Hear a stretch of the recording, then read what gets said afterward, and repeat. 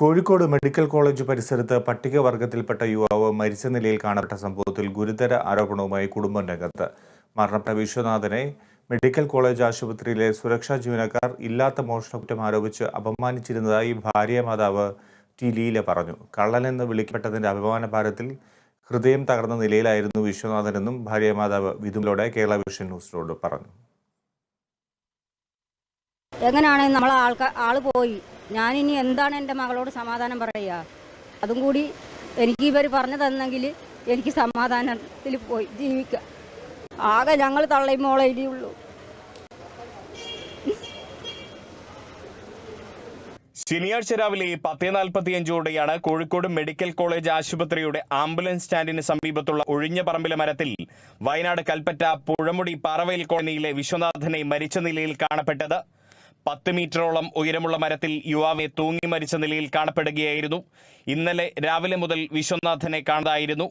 ഈ സംഭവത്തിൽ Kozhikode medical college police അന്വേഷണം നടത്തിവരുന്നതിനിടെയാണ് മൃതദേഹം കണ്ടെത്തിയത്. കോഴിക്കോട് മെഡിക്കൽ കോളേജ് ആശുപത്രിയിലെ സുരക്ഷാ ജീവനക്കാർ പണവും മൊബൈൽ ഫോണും അടക്കം മോഷ്ടിച്ചെന്നാരോപിച്ച് ചോദ്യം ചെയ്തിരുന്നതായും അതിൽ വിശ്വനാഥന് ഏറെ മനോവിഷമം ഉണ്ടായിരുന്നതായും ഭാര്യാമാതാവ് ടി ലീല കേരള വിഷൻ ന്യൂസിനോട് പറഞ്ഞു. അവനെ കള്ളെന്ന് വിളിച്ചു പറഞ്ഞുകൊണ്ടാണ്, അവനക്ക് ടെൻഷനായിട്ടായിരിക്കും അവൻ അങ്ങനെ ചെയ്തിട്ടുണ്ടാവുക. അല്ലാതെ അവൻ ഈ നേരം വരെ അങ്ങനെ ചെയ്യൂല. ആദ്യമായിട്ട് ഒരു കുട്ടി ജനിക്കുന്നതിനെ മുഖത്തോട് നല്ലോണം നോക്കിയിട്ട് വരില്ല. അങ്ങനത്തെ ആൾ എങ്ങനെ പോയിട്ട് എങ്ങനെ തൂങ്ങിച്ചാവുക? വിശ്വനാഥൻ കഴിഞ്ഞ ദിവസം ആശുപത്രി പരിസരത്ത് പൊട്ടിക്കരഞ്ഞിരിക്കുന്ന നിലയിൽ കണ്ടിരുന്നതായി ദൃക്സാക്ഷിയായ ചെറുവണ്ണൂർ സ്വദേശി രഞ്ജിത്തും കേരള വിഷൻ ന്യൂസിനോട് വെളിപ്പെടുത്തി.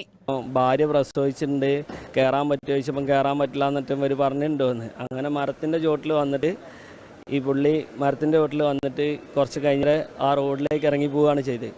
പിന്നീട് എന്താ നടന്നു അറിഞ്ഞിട്ടില്ല. പുള്ളി ഇവിടെ കയറാൻ നോക്കിയിട്ട് പുള്ളി ഇവിടെ ഒന്ന് കരഞ്ഞിട്ടുണ്ടായിരുന്നു മരത്തിൻ്റെ മുകളിൽ. അത്രയേ ഉള്ളൂ അറിയാം.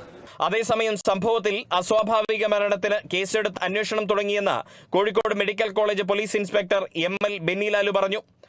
വിജനമായ സ്ഥലത്ത് ഒരു 10 മീറ്റർ ഉയരത്തിൽ ഒരു മരത്തിൽ കെട്ടിത്തൂങ്ങി മരണപ്പെട്ടായിട്ട് കാണപ്പെട്ടിട്ടുണ്ട്. ഇന്നലെ തന്നെ മിസ്സിങ്ങിന് കേസെടുത്തിട്ടുണ്ട്. അസ്വാഭാവിക മരണത്തിലേക്ക് അതിൻ്റെ രീതിയിൽ തുടർ നടപടികളുണ്ടാവും. 4 ദിവസം മുൻപാണ് വിശ്വനാഥന്റെ ഭാര്യ ബിന്ദു മെഡിക്കൽ കോളേജ് ആശുപത്രിയിലെ മാതൃശിശു കേന്ദ്രത്തിൽ ആൺകുഞ്ഞിന് ജന്മം നൽകിയത്. ഇവിടെ കൂട്ടിരിപ്പുകാരനായി കഴിയുന്നതിനിടെയാണ് വിശ്വനാഥന്റെ മരണം സംഭവിച്ചത്. ഈ വിഷയത്തിൽ ശക്തമായൊരു അന്വേഷണം തന്നെ അനിവാര്യമാണെന്ന് ആ കുടുംബം വ്യക്തമാക്കുകയാണ്. കോഴിക്കോട് മെഡിക്കൽ കോളേജ് ആശുപത്രി പരിസരത്ത് നിന്നും ക്യാമറ പേഴ്സൺ വസീം അഹമ്മദിനൊപ്പം Riyas KMR, Kerala vision news.